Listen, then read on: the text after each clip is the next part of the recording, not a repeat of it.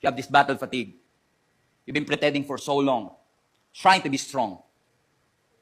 Pero ngayon, deep within your hearts, parang hindi mo na kaya magpatuloy. You used to believe that you can do it. You used to believe that you can make it. Akala mo dati you will overcome.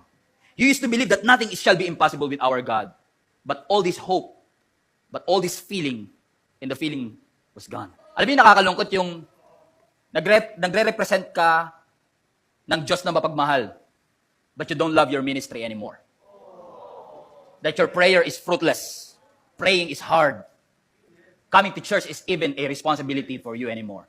Because that joy is gone. May faith ka pa din, but you're tired. You had that passion before, but you lost it. You had that determination before, but you lost it. You had that clarity of that vision before, but you lost it. You had that commitment before, but you lost it.